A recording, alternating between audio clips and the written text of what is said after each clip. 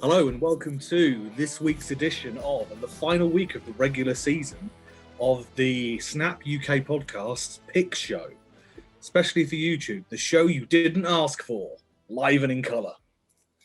So before we get into deciding this, the games that clinch teams' fates, decide which coaches are going to be destroyed and have their livelihoods ruined, I think it's important that we take stock of where we are overall. So over to you, Mr. John.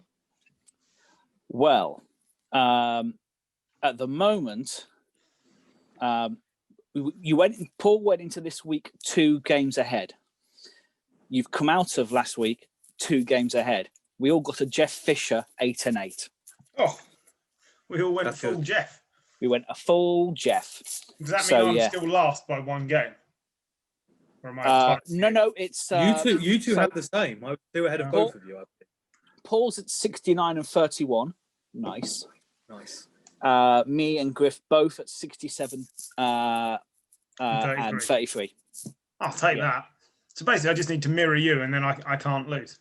Basically, if you mirror me, then no one loses, or we both lose. No, everyone's a winner. Well, Paul's the winner.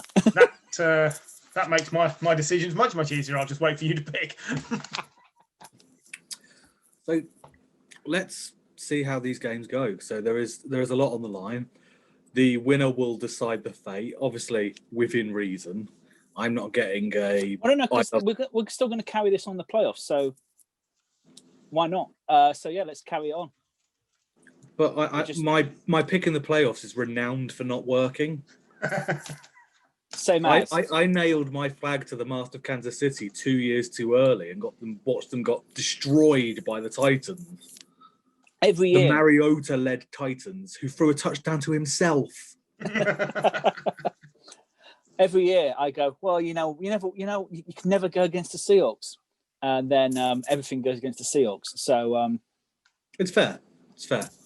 So let's start with the first game, which, according to NFL.com, is Atlanta going over to Tampa Bay. So the first thing I want to talk about this game is I was disgusted that both trademarks that Mr. Brady had trademarked haven't gone ahead. At no point has anybody called them Tampa Brady or Tampa Bay. Both trademarks of his. Really? Tampa Bay. That's terrible. Apparently so, yeah. Honestly, that's heartbreakingly bad. So has the trademark not been given, or just no one's called him it? I don't think anybody's called them it because they're awful. I'd love to think that a couple of years ago, Sandy Tom played in Tampa Bay, and she was like, "Do you know what? I'm going to call this Tampa Bay," and got it in before Thomas Brady, but I doubt it. But yeah, Who's going to go first on this one? With this being, Well, I've already told you my tactics for the evening, so it can't be me. So, John, over to you for the first pick: Atlanta or Tampa Bay? Even if Tampa Bay were to rest most of their players, they'd still beat this Atlanta defense. So, I am going Tampa Bay. And yeah, I mean, they're already in the playoffs. Atlanta suck. Okay. Well, I already had picked Tampa Bay as well. I'll stick with that. Do you know, this is one of my favourite stats I found today while I was looking for things to read out in here. Tom Brady has never sat out an entire Week 17 fixture. Oh, really? After making the playoffs for 74 straight years with New England, he would have done. The fewest passes he's played in a Week 17 game are 10.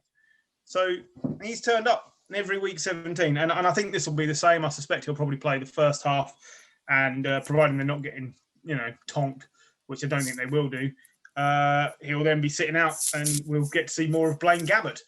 Which everybody wants.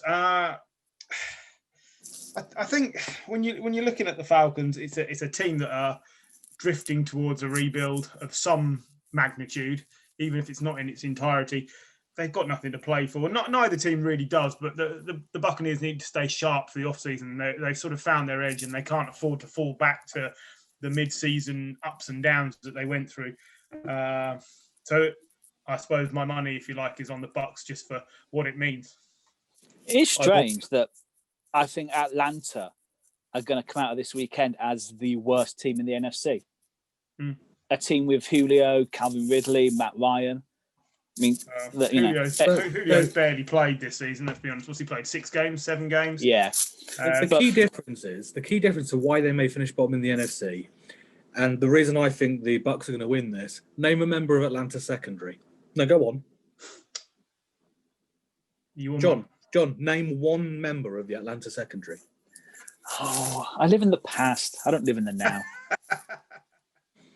So, with that, I'm going for Tampa Bay, Tampa Brady, whatever you want to call it. I'm going to say they tonk the Atlanta Falcons. Yes, that's a terrible segue. Yes, isn't it? If I can get a bad Tom Brady put in now, I'm going to do it in case we can trademark it before him. Calvin Ridley, 4th most fantasy points per game for a wide receiver this season. So he really has stepped up when Julio hasn't played. Oh, but it's not the Atlanta offense that's the problem. Yeah. It's this porous hole of a defense that they have. I was looking at a stat and effectively it was quarterbacks compared to their defenses. So how many points the defense let in. And the only person, I was looking at it for Matt Stafford, and the only person worse than Matt Stafford is Matt Ryan, whose defense has been more porous than anyone else. He has not got a prayer in Atlanta at the moment, so they need a reshuffle on defense. Absolutely. So Tampa. Which ironically was the battle plan of the Patriots in terms of how they looked at the opposing team. So it's good to know. So next we have the Dallas Cowboys going over to MetLife to play the Giants. Now, this is an interesting game for you and I, John, because it's the first time the Giants have been in with a shot at the playoffs for 6 years. When was that shot on the boat? Was that 4 years ago? That 2014, wasn't it? 2014. 5 years ago, then, the 2019 season, isn't it? Yeah. So I'm going to go for Dallas. I'm going to start it off. 6 years ago. It's the 2020 season. Anyway, it was a long time ago. Either way, I am going for Dallas over New York. The reason why is firstly because I'm a Giants fan and I never trust them. And secondly, the Cowboys are picking up a little bit of steam. Zeke looked half decent last week. You've got Amari Cooper getting his route running again.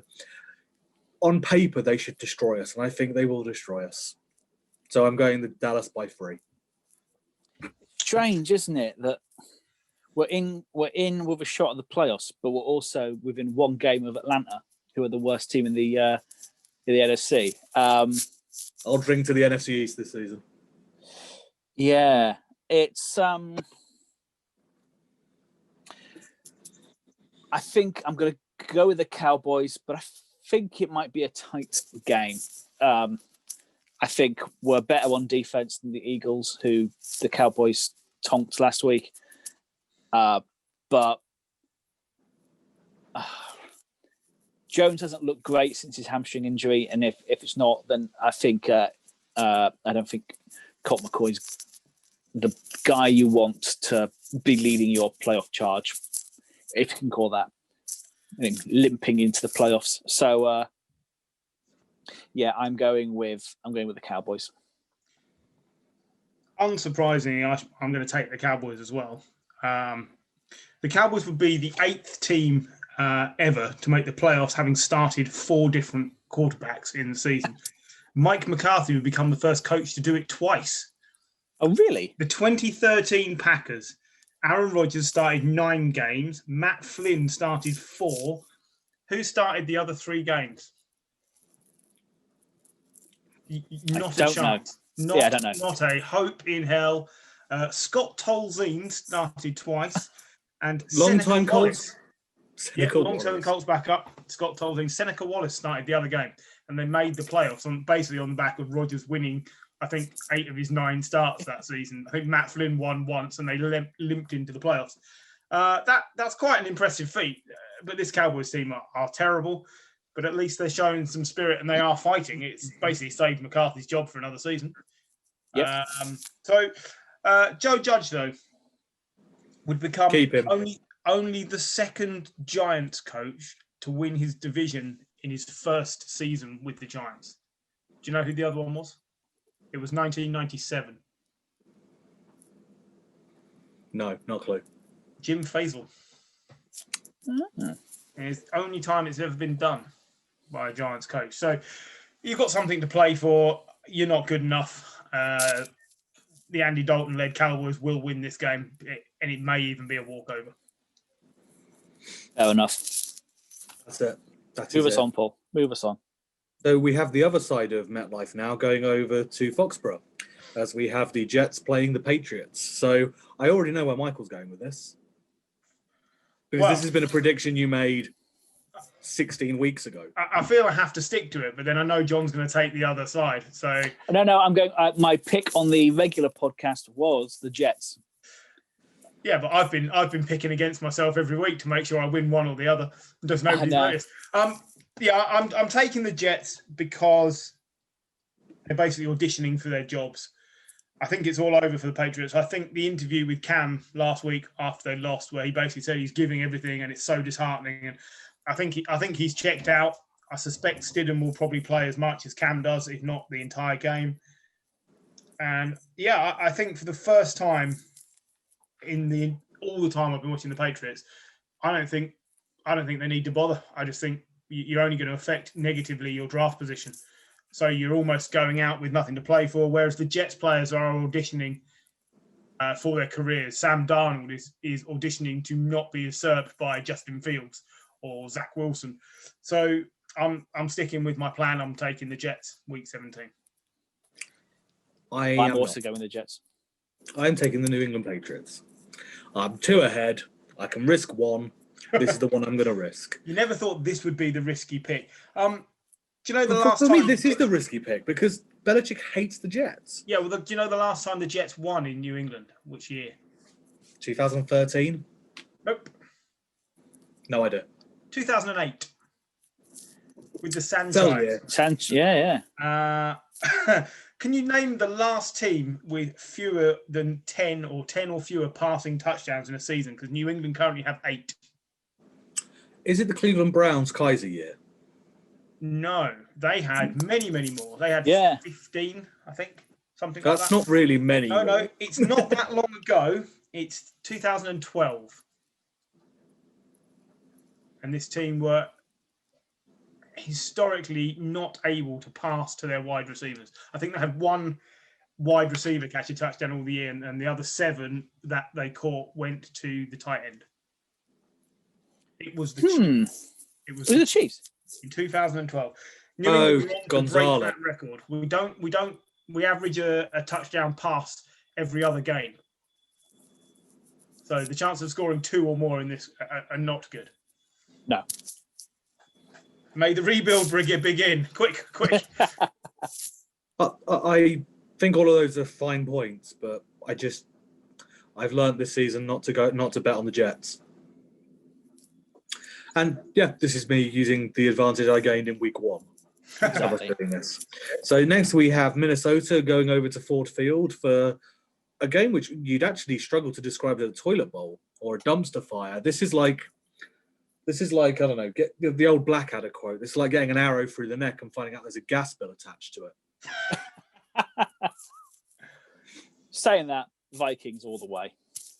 Yeah, come on, this isn't a controversial one. The Lions are on their 3rd different official head coach of the season because of COVID. And that's only been done once before. 1941 Steelers are the only team to have officially had 3 head coaches. The Vikings haven't allowed a 100-yard receiver since week 7. They are the only team to do that.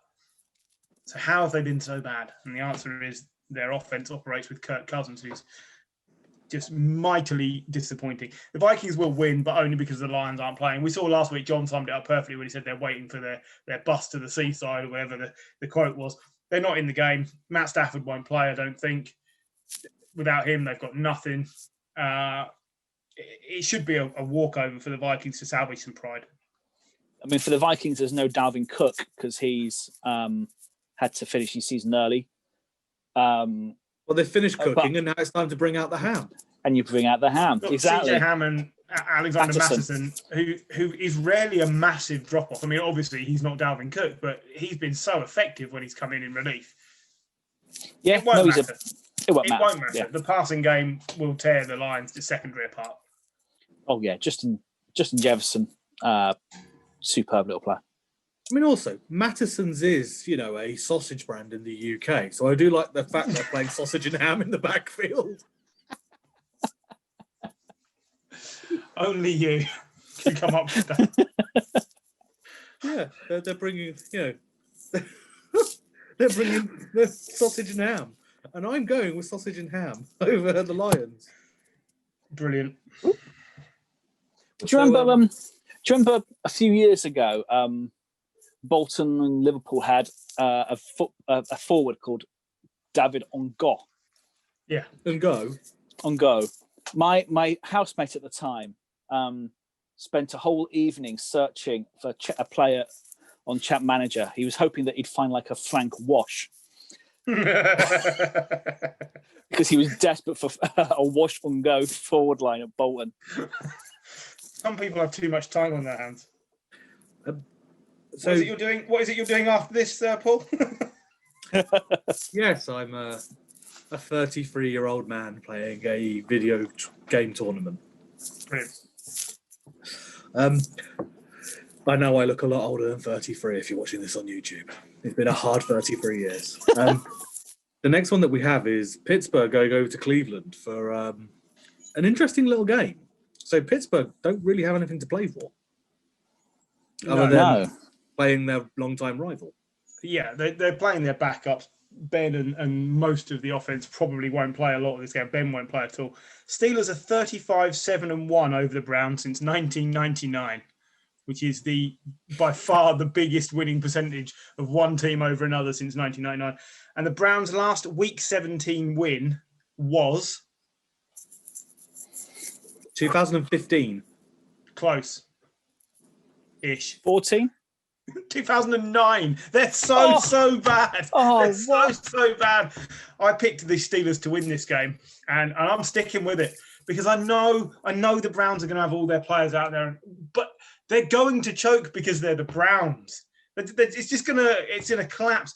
There's a chance that Garrett goes back after Rudolph because he can't help it, and he gets thrown out of the game, and everything unwinds, and it's just what ought to happen because it's the Browns. And actually, I don't really want to see it. I'd love the Browns to win. I'd love to see them make the playoffs, but it would just be the most Browns thing ever to lose to the Steelers backups in Week 17. So I'm picking it. I am also agreeing with you. Oh no, I'm not. I'm going with the Browns. I want the Browns to win, but I agree with Doug Moore. The Browns are going to Browns. You know what I mean? When you have a legacy of failure, you can't. They clinch the playoffs if they win. Yeah, that's what they have to do. They have to win. Or if Tennessee lose, Miami win or tie, or Baltimore win and tie, or like 8 other things. Steelers, because also I don't trust. There are still some elements of this, so there's still that Pittsburgh secondary. There's still T.J. Watt. And TJ Watt, who could get, I'm pretty sure he wants Baker Mayfield's scalp on a trophy at home. So I'm going with the Steelers. Yeah, with the Browns. You're going against the grain. I think it's a sensible move because this is one of the hardest ones to pick because you're taking legacy against what's actually in front of you at the moment, and don't forget they're a very good team. I mean, if when we started this, you'd told me I'd be picking the Browns and the Jets, then in 1 week, I'd have told you you were a liar and a scumbag. But yeah, I am. So I'm a liar and a scumbag. But admitting it's the first step. The next game that we have is incredibly easy to predict. We have Baltimore going over to Cincinnati to destroy them. Yeah, this game's only going one way. Ravens are on pace for averaging 170 rushing yards per game, which would be the most since the 83 to 85 Bears. The Bengals can't stop anybody. They've actually outperformed what I thought they would do recently since Burrows was injured for the season. But I think the Ravens are. What have they won? They've won 4 after losing 3 out of 4. They're the highest scoring offense in the second half of the season. I think they'll steamroll the Bengals and fly into the playoffs, which makes it even more imperative for the Browns to win, because there's a chance that the Ravens and the Browns are not both going in. You know, very much so. Yeah, but I'm going with the Ravens. The Bengals have been all right the last couple of weeks, and yeah, as you say, they've been mighty surprising. But I just think I was looking for a positive stat to give you about the Bengals. The only thing I could find that's positive over the Ravens is the Bengals surprisingly average more time of possession per game than the Ravens by 1 whole minute. I couldn't find anything else positive to give you. I've got something positive. Their uniforms make them look slightly like a tiger. that is very positive. Although they've been disappointed. That positive stat might also mean they're just slightly more inefficient in their offense as well. So I was dressing it up the best I could for you. So yeah, we're going all 3 Baltimore then. Yeah. So we then have a next game, which I reckon we might have a split decision on here. We have Miami going over to Ralph Wilson Stadium to play Buffalo. I don't think we will. Will we? Bills. I've taken the Bills in a tight game. They've scored 24 points in 8 straight games, which is the longest in franchise history. And the disadvantage that the Dolphins have is they have no Ryan Fitzpatrick this week to come in and clinch the game if Tua is ineffective. I'm not saying he will be, but certainly there are spots where he still looks like a rookie, and I think this Bills team is in a position to exploit that. I just think the Dolphins probably won't stop the Bills scoring enough points to win. So it might be tighter than you think. Here's the surprising stat. The Dolphins are 9-2 since week 5. 9-2 since week 5.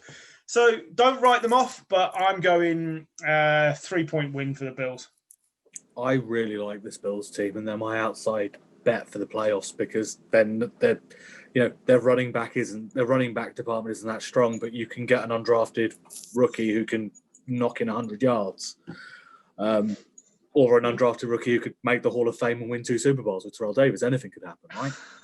So you're saying that they're your outside bet for the Super Bowl? Yes. I don't know why they're an outside bet anymore. No, I think they're just so unfashionable. Yeah, but if there's one team that can trip up the Chiefs in the AFC, it'll be the Bills, because I think they can match them score for score.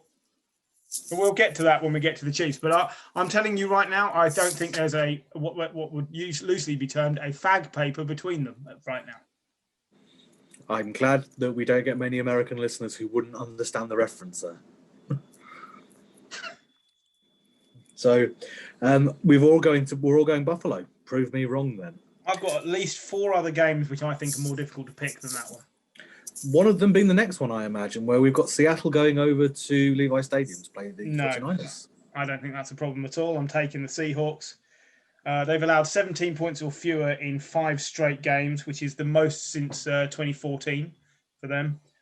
I can't see it being a problem. These 2 teams, though, if you look at their stats, they are so incredibly well matched.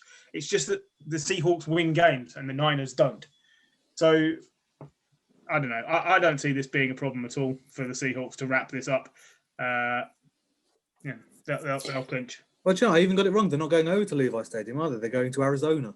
They're going over Yeah, to of course, Glendale. Yeah. Yes, they are. That's another thing. You see, not even playing at home, the Niners. It's tricky. It's been a bad season for them, but It's another one of those injury seasons for them, isn't it? here's an example of what I mean by how closely matched they are. Total yards per game average: 375.5 for the Seahawks, 372.9 for the Niners. Passing yards: 252.1 to 252.7. Rushing yard: 123.3 to 120.2. Yards per play: 5.9 to 5.7. Like, you can just go down the list, and they're all virtually the same. Third down conversion: 40% to 39%. Time of possession is less than a minute that splits them. It's everything spot on. Points allowed: 23.2 average for the Seahawks, 24.3 for the Niners. Things like this. It's just that the results tend to go in favour of the Seahawks, and I think that's how this game goes. If the 49ers are to get anything from this, it's because I'm guessing the return of Kittle has given the 49ers something else, but I don't think so. I think the Seahawks win. Well, to paraphrase Alan Partridge, butter my arse. I thought this was going to be a split decision. So 3 of us all the way. I'm going Seattle as well. Okay. So next we have a game that I think could give us a split decision. We've got Arizona going over to play the LA Rams. Come on now. You think this one's a tricky one? John Wolford makes his debut at quarterback for the Rams because Jared Goff broke his thumb. 25 quarterbacks have debuted in week 17. What do you think their record is overall? 0-25. No, it's not quite that bad. It's 1-24. 5-19. That's since 1978 when they switched to a schedule of this length. So just on that alone, you'd suggest not ideal. I haven't seen whether Cam Akers is playing this week. I'm guessing probably not. The Cardinals' last win and in situation in the last week of the season. When was that? 2009? No, 1998. Oh, wow. They've been in the playoffs a few times since then, but they've always had it wrapped up by now. Their last trip to the playoffs was 2015 with Carson Palmer. That was a decent team, that. Yeah, that was a good team. I'm taking the Cardinals in this game. I think they need a strong showing to end the season. I think Kyler will be desperate to do that. So I'll take them. I just think whilst the Rams' defense is brilliant, their offense has been so hit and miss this season that with another quarterback in place who has barely had chance to take reps, I can't see it's going to be a good concoction. I'm also going for Cam Arizona. Akers is questionable. Yeah. See, without him, the Rams have got nothing reliable to. I like Brown and Henderson as complementary pieces, but I don't like it when they have to lead the way. They're not number one running backs, whereas Cam Akers is a do-it-all running back for me. I feel that Arizona, because they have something to play for, they don't really have anybody out. They're just, it's again a team that they're a year away from being something special, I think. Yeah, the Cardinals clinch a wild card spot with a win, regardless of all else. If they win and that is key. And I think they'll want that strong showing. They don't want to lose this. And it's a bit like the Browns. Like, the Browns don't want to fall at this hurdle because that will ruin your seasons going forward. But I don't think it's the same for the Cardinals because, like you just said, they're already way ahead of where they should be. So there's less pressure on them to win it, which I think makes it easier to win. Fair enough. Yeah, no, I'm going with the Cardinals. Rams.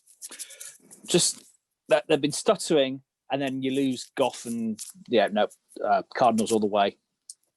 So The next game, I think, is not going to be a split decision purely because it's Jacksonville and they want to suck. Yeah, they do. It's not that they want to suck; they can't help but suck. I think. No, their fans are celebrating touchdowns against them. Yeah, that is true. Don't forget, even if they lost this game, they still got the number one pick. Yeah. So it actually doesn't make any difference this week whether they win or lose. But they then take an offensive tackle at number one. How many teams have won their opening game of the season and their last game of the season and no games in between? No one ever. No one ever, as far as I can see. I didn't get to complete my research before we came on, but I couldn't find one. But the team they beat was the Colts in week 1.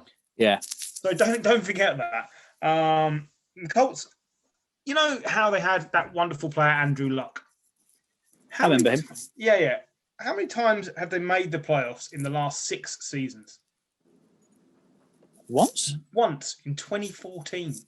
Yeah.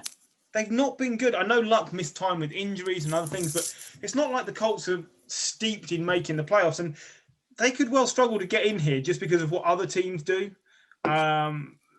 Colts need to win and then hope that there's a loss for Tennessee, Baltimore, Cleveland, Miami.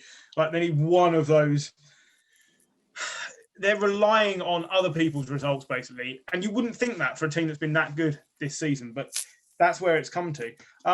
I promised Paul a favourable Philip Rivers stat, so I'll give it to you, and you can laud the fact that he is the least clutch player of all time, possibly. Philip Rivers is the only quarterback with 125 or more career wins and fewer than 10 playoff seasons as a starter. He has only been in the playoffs 6 of the 14 seasons that he's been the full-time starter, despite having 125 or more career wins. That just sums him up perfectly, right? Absolutely. Just imagine, if you had a Hall of Fame running back behind you, and, Hall of Fame tight end. Yeah, that Hall of Fame tight end. Keenan Allen. God, just imagine what you could do if you had those, remarkable players. They are going to win this week, though, because Jacksonville just absolutely suck donkey dick. It's a sweep across the board. I think the Colts have got a really good chance of getting in here because the Dolphins, for me, will lose. Probably one of the other teams, like the Browns, will lose. I think they're in a really good position to come in by the back door. Oh, yeah. Yeah, I'm going with the Colts. I don't at the moment, which means they'll go in expense of Miami, according to my predictions. So they'll be in the playoffs. So we're going with that. So the next game we have Tennessee Titans going to play Deshaun Watson and friends. Titans. Well, Titans. Yes. So I've taken the Titans, which would mean they clinched the AFC South. But the Texans have won 7 of their last 8 home games against the Titans. So it's not a walkover necessarily. And the Titans are allowing 26.7 points per game, which is the most amongst all teams with a winning record this season. There are 15 teams above 500, and they're allowing the most points. But at the same time, that was a Houston team that had an elite receiver. Yeah, do you remember that? Look, there's a chance for the Texans, but it's such a slim chance. I can't see the Titans throwing this away against a team that even their own players are arguing amongst themselves. JJ Watt calling everybody out after last week's demoralising defeat again. It's over for the Texans for this season. Yeah. So we're all going Tennessee. We are. Okay, so the next game that we have a absolute, if you looked up dead rubber in the dictionary, you'd get a picture of this fixture just staring out at you. You have the Las Vegas Raiders going over to Mile High. You'd have to be a mile high to watch this game. I just gave you a stat about the Titans. I'll give you the same stat regarding the Raiders. They're allowing 29.8 points per game this season. So effectively 30 points a game. This is the worst John Gruden coached Raiders defense of all time. And he's had 2 stabs at this. It's officially the worst one. I like what the Raiders do on offense. I hate the defense. I'm taking the Broncos because they're at home. I don't much like what they're doing, but I gather Vic Fangio's around for another season. They've agreed that. Melvin Gordon, though, here's an interesting thing. Melvin Gordon is the only player with 8 or more rushing touchdowns in each of the last 5 seasons. So he's great. Consistency with Melvin Gordon. Yeah, I'll take the Broncos, and I think that probably leads them to trip up and keep Drew Lock as their number 1 quarterback for another year. So, Mr. John. I was also going with the Broncos. I'll stick with the Broncos just because, I don't like the Raiders. The Raiders seems to be terrible, stuttering towards the end of the season. And after once again, like about 10 games in, you thought, they could hit the playoffs here, and then it gets to game 15, and you're like, nope. Broncos. I'm going to agree with you both. Tactically, I'm going to agree with you both. I think the Raiders will win, but I'm going to go with the Broncos for this prediction. Dick. I'm not sure you need to play that game. Yeah. You actually think the Raiders will win this game? I do, yeah. Why? I just think this is a statement, and Gruden is a good motivator. Is he? Why couldn't he motivate them to stay in the playoff race? They're still not a good team. But I still think they're better than this Denver team. The record shows they are better than this Denver team. I also think you look at the last meeting between these two teams, which was, when was that? Week 8, 6? 7 weeks ago. Yeah. Do you remember the score? No. 37-12 to the Raiders. Well, pick the Raiders then. No. Put your big boy pants on. Absolutely. No, I did earlier with the Patriots. I'm gonna keep my short trousers on here, and I'm gonna go with the Broncos. Move us on. The next game that we have is, again, pretty much dictionary definition of a dead rubber. We have the Chiefs playing the Chargers at home. So the only thing that's been played for here is Justin Herbert getting rookie records, really.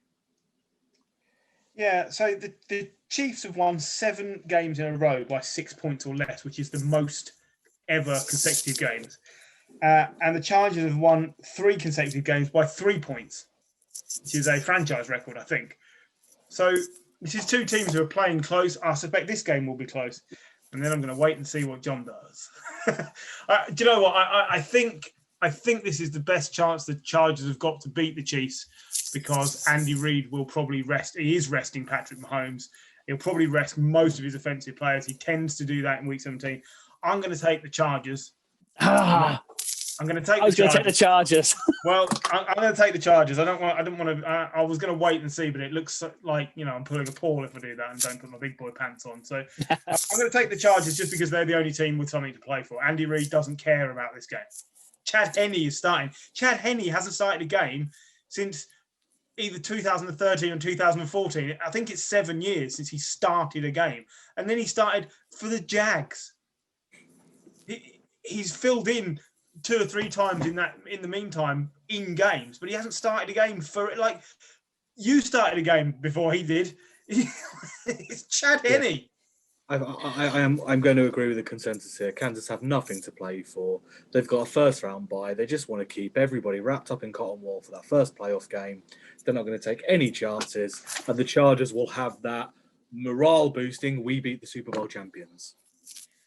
Yeah, they will. It's literally, Kansas can lose and nothing will happen. So it's another one of these games though where winning, a bit like I was saying about the Broncos tricking themselves into keeping Drew Lock.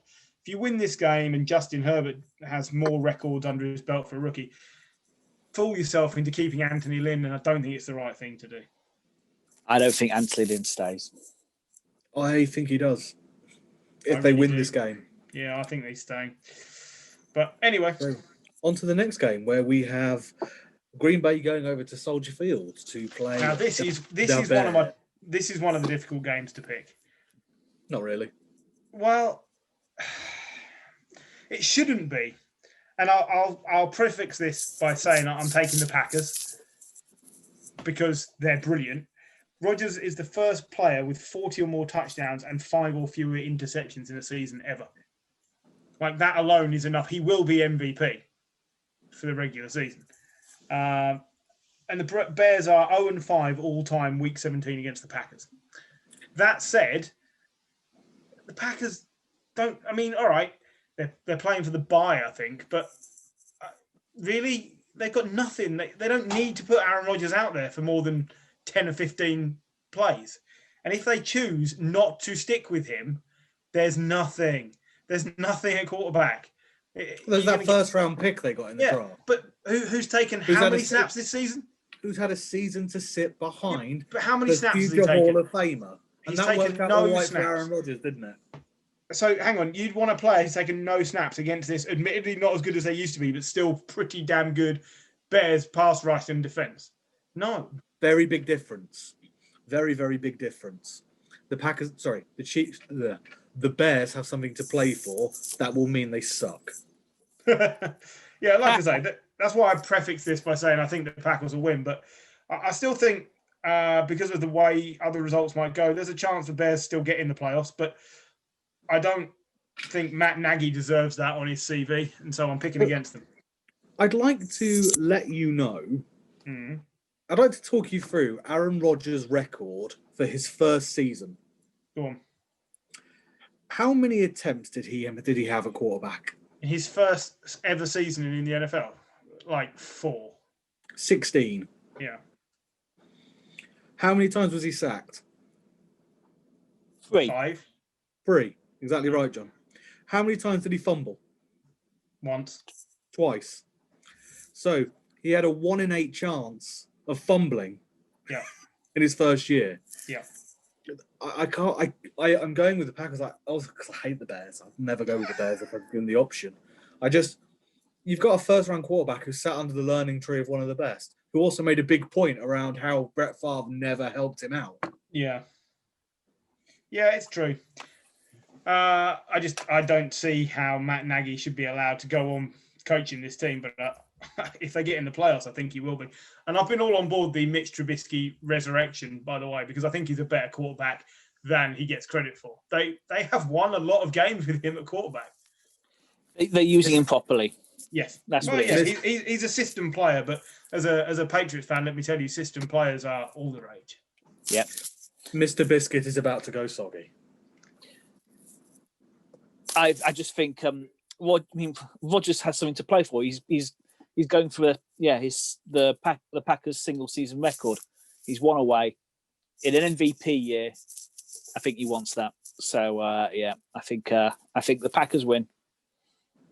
Might be close though, but only because it's the Bears. Yep. So we're all unanimous there. Yeah. So the next game that we have, which is the final one of Sunday in the UK, we have New Orleans, or what Tom Brady rightly put on Twitter when it was questioned about Tampa Bay, Drew Orleans, going over to Carolina. Very nice. I didn't see that. Yeah. So Panthers have lost 10 games this season. 8 of them have been by 1 possession, which is got to be soul destroying. New Orleans, though, here's something I didn't realise. They're 5-0 against the division this season with a plus 69 point differential. When was the last time they went 6-0 against the division? Never. They have never been 6-0 against their division, despite how good they've been. I think they will want to win this. Now, we've discussed between us the fact that they have no running backs this week because Alvin Kamara tested positive for COVID and all the others have been deemed as close contacts. That changes the game plan slightly because we've seen that Drew Brees needs help to win games. I suspect Taysom Hill features a lot if they don't have running backs. He will play wildcat or he'll play as a running back. They'll figure out somebody off the practice squad.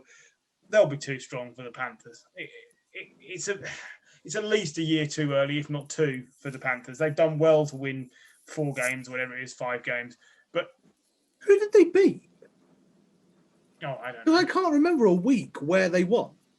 They did quite well, didn't they? Sort of the 5 games. They're 5 early part of the season. Yeah. But I don't remember a week they won a game. Bridgewater's not been great the second half of the season as well. That must be remembered. There's a lot of talk about him being moved on, but I'm not sure that's the right thing. I think surround him with more players, keep building. By all means, pick another player up in the draft. There's been talk about Dwayne Haskins landing at the Panthers and learning behind Bridgewater. I don't hate that call, actually, but I still think Teddy needs at least another year there. I think he's a good enough player. But the Saints will win this one despite the problems they've had because we've seen how good Sean Payton is coaching around deficiencies. Yeah, I think what actually may set the Saints is the fact that Kamara can't practice next week and actually going into the playoffs. I think that's going to be hugely important. But yeah, this week I think the Panthers aren't good enough. So I'm going to go with the Saints. Oh, no. There's at least 10 strip clubs in Charlotte.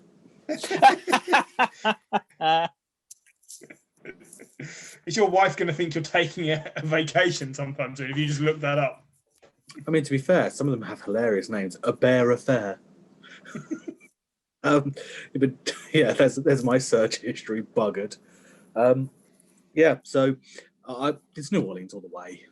Carolina, nothing to play for. As someone who searched strip clubs in Portland for the podcast on Tuesday, just let me. You're going to get some great adverts on Facebook this week. I'm going to start searching for really weird things now. Good thing my phone isn't listening to me this entire time. So we're all unanimous with New Orleans. We are. Yep. So we end the regular season and this week with Washington football team going over to the clipped wing of the Eagles. Alex Smith is going to start by the sounds of things. Yes. And the football team are 4-1 with Alex Smith under centre. Make it 5-1 for me. I really like what Jalen Hurts has done. I can't find anything else good about the Eagles. Washington's pass rush will be good enough. And Alex Smith with his 3-yard passes to the tight end and the occasional 20-yard pass to Terry McLaurin or one of the running backs will be enough to get this job done. I don't see this as a difficult pick. I think Washington football team. Now, who goes into the playoffs? If football team win, do they go in ahead of the Cowboys? All they have to do is win. All they have to do is win. In that case, Ron Rivera, I think, just cemented himself as a legend in Washington, even though they'll only have won 3 games. 7 games, yeah. Because this is an outstanding recovery from a team that was so bad. And it also cements Alex Smith as one-time failed number 1 pick to a man who's now been to the playoffs or will have been to the playoffs several times with the Chiefs and now again with the football team, having led a team that was in pieces, as well as a man who was in pieces. Yeah, it's a man with half a leg who's taken 3 teams to the playoffs. That's not a bad legacy. Legacy. Yep. Nice. Yeah, nice. Yeah, I'm going with the football team. Both teams are averaging 37% on third down this season. Only 2 teams are worse at converting third down this year. Do you want to have a guess at who they are? Giants? No. That's just my usual. Bengals? Who we go to with this stuff. Jags? No. This is why I asked. No idea. Vikings? No. Bears and Jets. See, Jets almost also seemed too obvious. So after the Jags, I refused to go. I did think you'd both pick the Giants. Yeah, but no. But yeah, I just can't see this. I don't like what the Eagles have done this year. I don't like the way they waited too long. I don't like Doug Peterson as a coach. I'm not sure he's the right man for the job going forward, but I think Jalen Hurts is, and I think that's what you're going to see next year. And he's got a chance to beat the football team, but I'll say that they'll win it fairly comfortably, 7 points. They're saying Doug Peterson's likely to remain as the Eagles head coach. Sorry? Defensive coordinator's going though, isn't he? Yes. So Jim Schwartz has said he's most likely going to retire. Pedersen apparently is staying, but I don't know. I've never been a fan. I think he got lucky winning the Super Bowl. He's not a terrible coach, but he got lucky winning the Super Bowl, which is fine. You've got to win it with some luck. But what's he done since? Really sucked. So I'm not a fan. So we're all going with WFT then. We are all going with WFT. What the fuck there? Pretty much. So that brings to an end our predictions for this week. I look forward to the results and I look forward to seeing where we are. Based on the permutations of the picks we have made, I can only be 1 pick ahead by the end of this week. And then it will all be played for in the playoffs. Absolutely. Yeah. Which I'm gonna put out there right now. I think if you pick the win in the playoffs, you should get double points. If you pick the right thing. I think I'm up for that. Double points. Fantastic! Two men losing. You could increase it incrementally as we go on. So first round 2 points, next round 3 points, and so on. You can have a point system for the playoffs. But we all have similar views on football because we've all watched it together for 5 years. Yeah, but somebody on this podcast apparently is playing tactical. Poor. Oh, I'm sorry for winning. When the Raiders do beat Denver, man, I'm going to be happy but angry at the same time. Yes, one of those disappointing picks. I think you've got more chance of us being upset by the Steelers not turning up to play the Browns. True, very much so. So that brings an end to where we are. Thank you very much for listening and watching. If you're watching us on YouTube, hope you enjoy my wonderful wallpaper behind me. And we will see you next week for a much shortened version due to the playoffs. Only 6 games. Beautiful. So, ta-ta for now. Bye. Bye.